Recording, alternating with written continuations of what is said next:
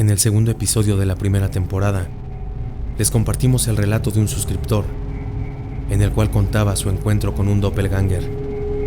En el episodio de hoy, nos disponemos a presentarles una de las primeras investigaciones de estos seres fantasmales que han atormentado al ser humano.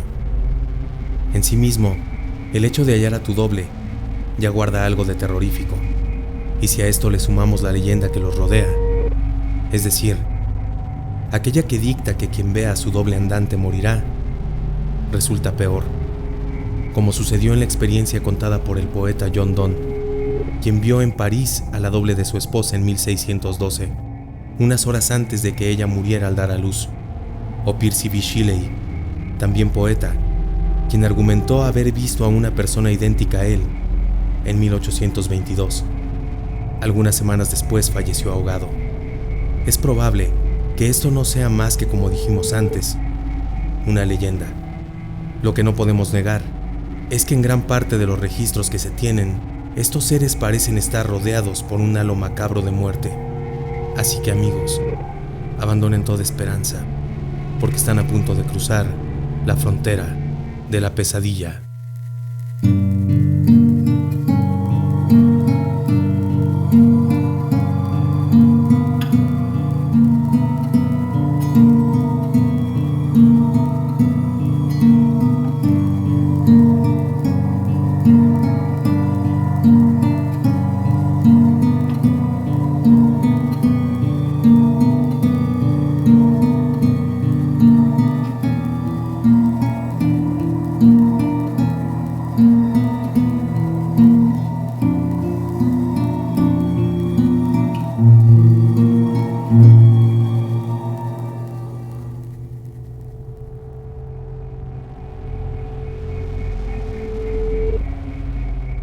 El caso de Emily Sagí es uno de los más inquietantes en los anales de la historia de lo paranormal.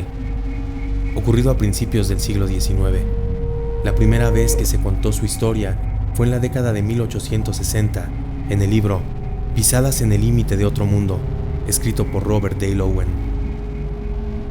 Otras dos fuentes sobre estos hechos son el parapsicólogo ruso Alexander Aksakov y el astrónomo francés Camille Flammarion.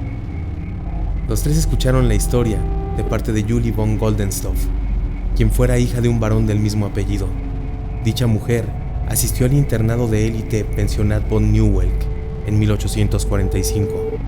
Este colegio estaba ubicado en el territorio que actualmente es conocido como Letonia, mismo que contrató a Emily Sagí como maestra a los 32 años. Al poco tiempo de llegar al internado, las alumnas empezaron a rumorar que habían visto a la profesora en dos lugares a la vez. Por ejemplo, mientras unas decían que la habían visto en la biblioteca, otras decían que la habían visto entre los jardines. En otras ocasiones, decían haber visto a la profesora y su doble en el mismo sitio. Parecía como si la imagen de Emily se hubiese desdoblado y a su lado estuviese un doble fantasmal que imitaba todos sus movimientos.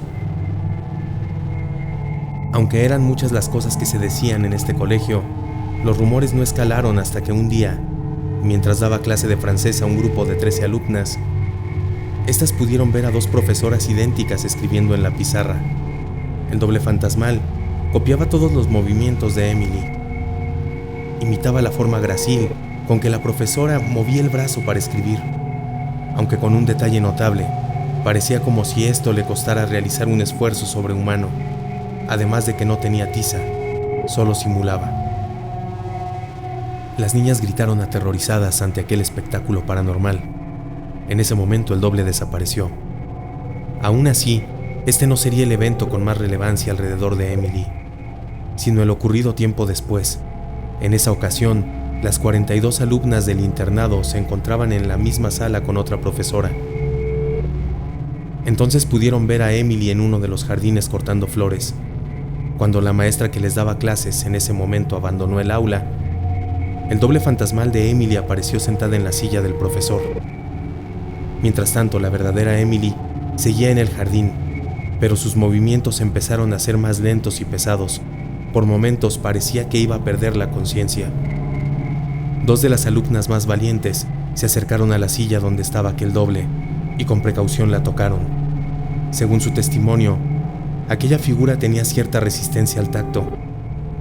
Se sentía como si estuviesen tocando una tela de muselina. Después de que la tocaron, el doble de Emily desapareció, y la verdadera, que continuaba recogiendo flores, pareció recuperar su energía y se empezó a mover de manera normal. Estos episodios se repitieron en diversas ocasiones durante los 18 meses en que Emily trabajó en el internado. No solo las alumnas habían sido testigos de estos extraños fenómenos, sino también algunas profesoras y el personal del internado. Se decía que cuando Emily estaba comiendo, su doble se materializaba a su lado, imitando sus movimientos al llevarse la cuchara a la boca sin tener este objeto en la mano. Naturalmente, las alumnas estaban aterrorizadas ante estos sucesos, así que se lo hicieron saber a sus padres, quienes comenzaron a sacar a sus hijas de dicha institución. Por esto, los directivos del internado optaron por despedir a Emily. Al despedirse de sus alumnas, la profesora les confesó que esa era la 19ª vez que era despedida de un colegio por este mismo problema. Durante algún tiempo, Emily vivió en casa de su cuñada, que era madre de varios niños pequeños. Estos también pudieron ver al doppelganger. Un día, estos dijeron que tenían 2 tías Emily. Sin embargo, la misma Emily jamás fue capaz de ver a su doble. Solo sabía de ella porque la gente a su alrededor se lo decía. Camille Flammarion, quien fuera uno de los fundadores de la Sociedad Astronómica Francesa, se sintió atraído por esta historia. Este había conocido años atrás a la baronesa y el barón de Goldenstoff, este último también interesado en el espiritismo, ambos muy comprometidos con los círculos paranormales, de una integridad intachable. Sin embargo, Flammarion sabía que el título nobiliario no era garantía de que lo que decían fuese verdad. La baronesa afirmaba que, tras la partida de Emily del internado, se había estado carteando con ella durante al menos 5 años. Posteriormente, la profesora había partido hacia Rusia. Ahí fue cuando la baronesa le perdió la pista, pero aún conservaba dichas cartas. Además de eso, no había más pruebas de su existencia.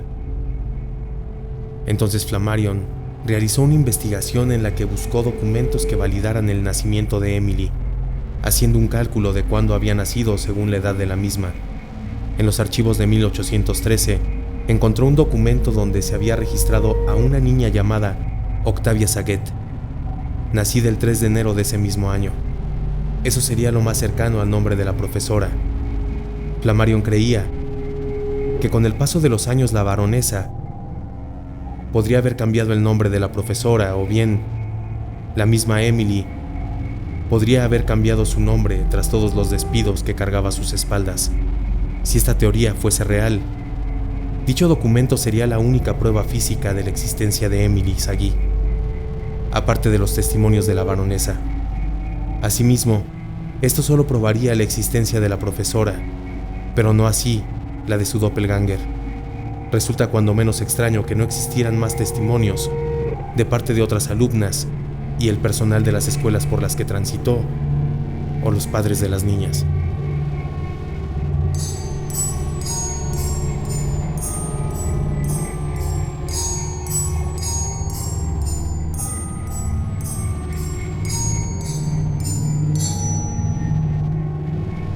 Así llegamos al final de este episodio, no sin antes recordarles suscribirse, activar la campanita, darle like y compartir si les ha gustado nuestro trabajo. Eso nos ayudaría a crecer y así poder traer a ustedes más historias de misterio, horror y otras realidades. Los esperamos la siguiente semana y les agradecemos su asistencia a esta sesión espiritista. Y no olviden que en cualquier momento podrían quedar atrapados en la línea que divide el mundo de lo real, de la frontera, de la pesadilla.